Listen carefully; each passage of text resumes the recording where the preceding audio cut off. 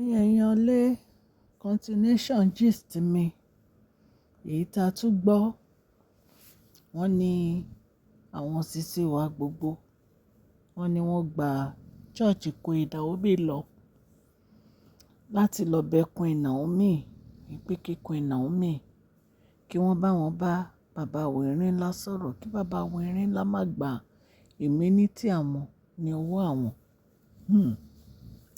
Ṣé ẹ mọ̀ pé lórí ọ̀rọ̀ immunity yìí kò sí ibi tí àwọn àǹtí wa gbogbo yìí ò tí ì dé. Wọ́n ń sáré lọ́tùn lósì ni lórí ọ̀rọ̀ immunity yìí. Nítorí pé tí bàbá Wẹ̀rínlá tán bá gba immunity yìí lọ́wọ́ wọn, ojú títì ló máa jẹ́. Ṣé ẹ mọ̀ pé gbogbo àwọn nǹkan tó jẹ́ pé wọ́n máa ń ní access sí, wọn lè ní access sí mọ́ nìyẹn. So wọ́n ní gbogbo ọ̀nà tí wọ́n ń gbà òun ní kán máa bẹ gbogbo àwọn elders o àti àwọn family wọn lọ́tùn lósì wípé kí wọ́n máa bẹ̀bẹ̀ fún wọn wípé nítorí wọn ò fẹ́ kí ojú tì wọ́n, wọn ò fẹ́ kí bàbá Wẹ̀rínlá kó gba immunity. Wọ́n ní wọ́n kóra wọn jọ o. Wọ́n ní wọ́n gba church Queen Naomi lọ. Wọ́n lọ ń bẹ Queen Naomi. Wọ́n ní kí Queen Naomi jọ̀, kí Queen Naomi kí wọ́n bá wọn bẹ bàbá Wẹ̀rínlá so that bàbá Wẹ̀rínlá ò ní gba immunity lọ́wọ́ àwọn. Ṣùgbọ́n ẹ mọ̀ pé kábíyèsí ti order security tuntun fún Queen Naomi. Kí ló dé tí bàbá Wẹ̀rínlá tán gba security tuntun fún Queen Naomi? Nítorí ààbò ni.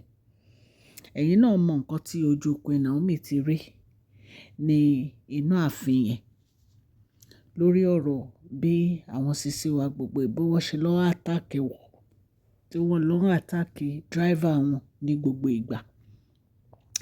Wọ́n ní bàbá Wẹ̀rínlá gba àwọn security yìí, international security ni wọ́n.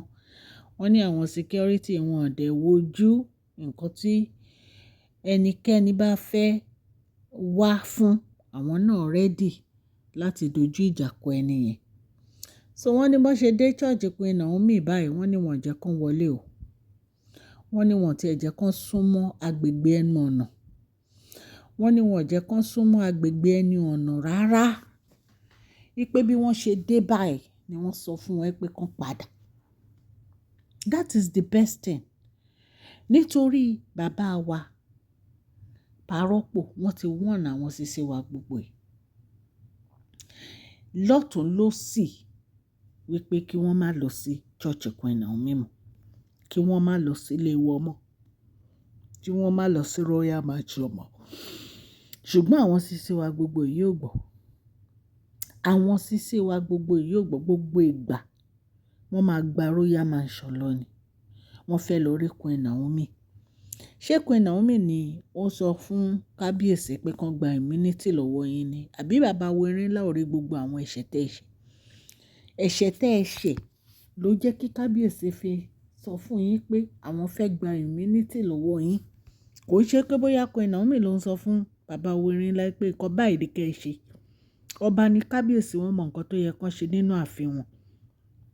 Bí a ṣe gbọ́, wọ́n ní so many things ló hàn sí kábíyèsí pẹ̀lú ìwà àwọn sisi wa gbogbo yìí. So many things ló hàn sí bàbá Wẹ̀rínlá wípé nǹkan tí àwọn sisi wa gbogbo ìdánwò kì í ṣe nǹkan kékeré rárá. Nígbà tẹ́ wá gba church Queen Naomi lọ, ṣé Queen Naomi náà máa sọ fún kábíyèsí nǹkan tó máa ṣe ni? Àbí bàbá Wẹ̀rínlá ò rí àwọn ẹ̀ṣẹ̀ tẹ́ ẹ ṣẹ̀ kó tó dé pé wọ́n ní àwọn fẹ́ gba immunity lọ́wọ́ yín? Bàbá Wẹ̀rínlá rí gbogbo ẹ̀. Mélòó la fẹ́ sọ?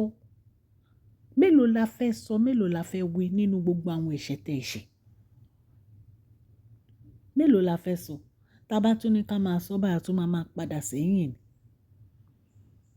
So wọ́n ní immunity tí bàbá Wẹ̀rínlá fẹ́ gbà lọ́wọ́ wọn, wọ́n ló ká wọn lọ́wọ́ kò. Wọ́n ló ká wọn lọ́wọ́ kò. Ṣé ẹ mọ̀ pé gbogbo ara, gbogbo nǹkan náà ti dá lára. Gbogbo ibi tó yẹ kán sáré lọ náà ti sáré lọ. Ṣùgbọ́n wọn ò ever rí pé kábíyèsí lè gba immunity lọ́wọ́ àwọn.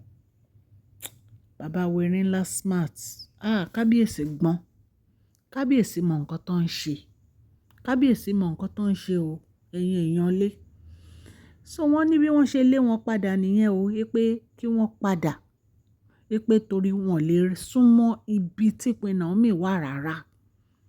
Security yẹn tight gan. Ọlọ́run á lọ́ra bàbá wa erin ńlá àti parọ́pò. Wọ́n ní parọ́pò ní kí náà lọ ṣe ní church Queen Naomi. Ipe so àwọn ti mọ̀ pé àwọn sisi wa gbogbo wọn ò ní ọ̀rọ̀ gbọ́. Ipe kí náà ń wá kiri, kí náà wá lọ sí church Queen Naomi. Ṣé àwọn pé parọ́pò ti wọ́n nù wọn? Ipe kán má sùn mọ́ ibi tí Queen Naomi wà. Even gan àǹtí wa tá a gbọ́ pé ó lọ sí Lẹ́kí lọ bá Queen Naomi lọ́fíìsì, wọ́n ní wọ́n sọ̀rọ̀ sí gan ni. Bá a ṣe gbọ́ àlejò o. Ipe kí ló wá lọ sí ibi iṣẹ́ Queen Naomi, kí ló ń wá kiri. Ipe kí ló lọ ṣe níbẹ̀. Ipe ṣe bọ́n ti wọ́n nù ẹ́ pé wọ́n gbọ́dọ̀ lọ síbẹ̀ mọ́. Ipe definitely wọn lọ́rọ̀ gbọ́ ní pé ṣé Queen Naomi ń tọ́jú bọ ibi tán wà ní. Ọjọ́ wo ni Queen Naomi wá bá wọn ibi tán wà.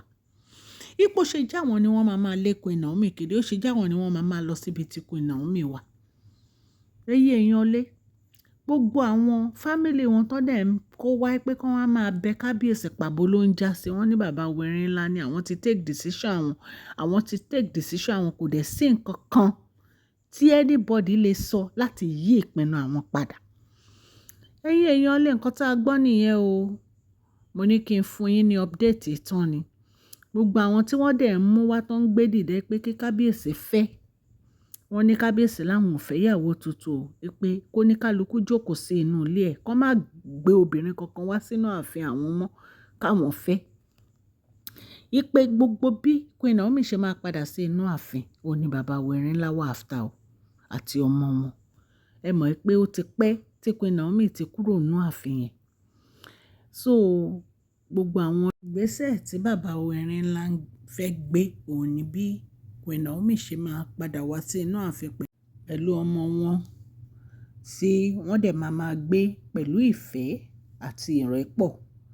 So àwọn nǹkan tá a gbọ́ ní ẹ̀yin èèyàn lé, wọ́n ní gbogbo àwọn tó mú ọmọ wọn wá, àwọn ọmọ èèyàn jàǹkànjàǹkàn láwùjọ, àwọn princess, gbogbo àwọn beautiful ladies tó ń wá sí inú ààfin tó ń fẹ́ wá fẹ́ bàbá wẹ̀rin ńlá. Wọ́n ní kábíyèsí ó gbà ó. Pé kábíyèsí ní àwọn ò fẹ́ olórí tuntun. So tá bá tún gbọ́ update a máa mú wá fún yín. Mo kí gbogbo yín o, happy new week. Ẹ kú ọ̀sẹ̀ tuntun. Ọ̀sẹ̀ yìí á tu èmi àti yín lára. Ẹ má gbàgbé kẹ́ fún fídíò yìí ní thumbs up o. Please share, like and subscribe. God bless you all.